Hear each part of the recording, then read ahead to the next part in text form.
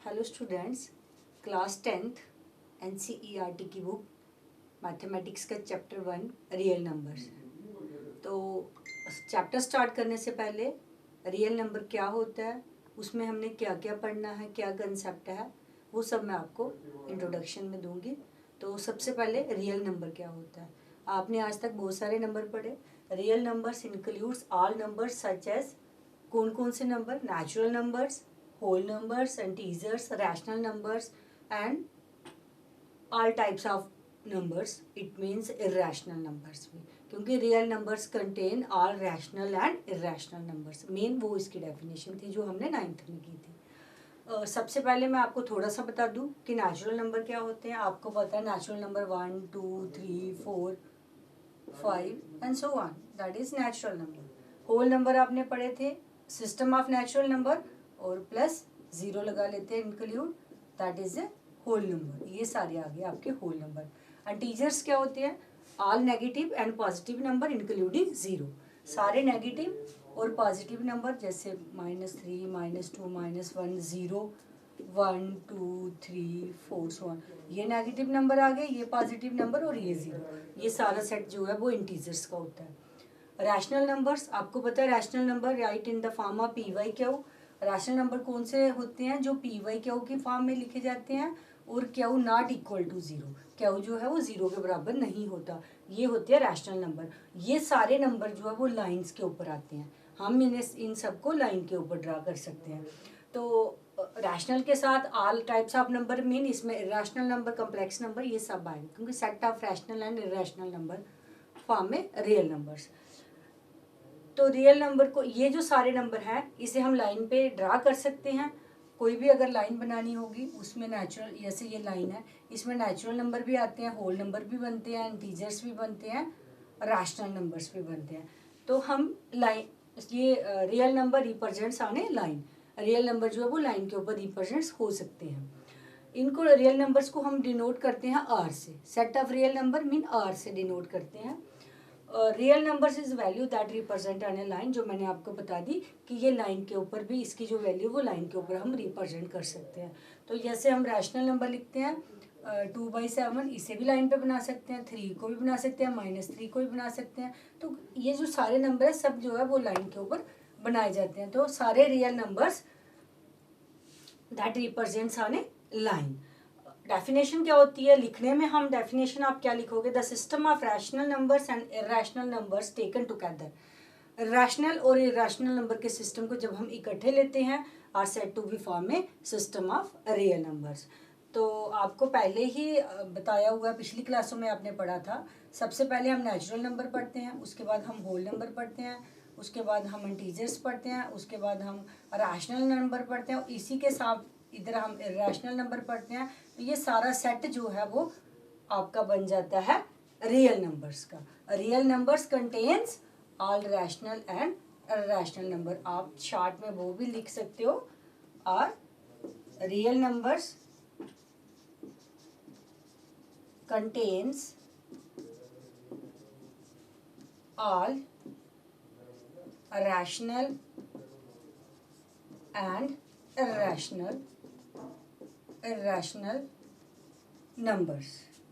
और irrational numbers और rational number आपने 9th के पहले चैप्टर में पढ़ा। इरेशनल नंबर जैसे पाई, जैसे कोई भी प्राइम नंबर जो रूट में होगा, ये सारे इरेशनल नंबर होते हैं। जैसे कोई भी प्राइम नंबर होगा अगर वो रूट में होता है दैट इज इरेशनल नंबर। तो बाकी रैशनल नंबर का तो सेट आपको पता ही। चैप्टर 1 के इंट्रोडक्शन में मैंने आपको रियल नंबर से भी बताया। इसी में यूक्लिड डिवीजन लेमा आएगा, ये जो यहाँ पे आपने SCF निकालने में यूज़ होगा। यूक्लिड डिवीजन लेमा का मतलब, यूक्लिड एक साइंटिस्ट का नाम है। डिवीजन मीन जो हम डिवाइड करते हैं, और lemma mean step by step. तो if A and B are two positive integers then they must satisfy the condition A is equal to BQ plus R। Means की फॉर एग्जाम्पल दे के मैं आपको समझाती हूँ कि फॉर एग्जाम्पल ये 25 है, इसे हम 6 से डिवाइड करते हैं।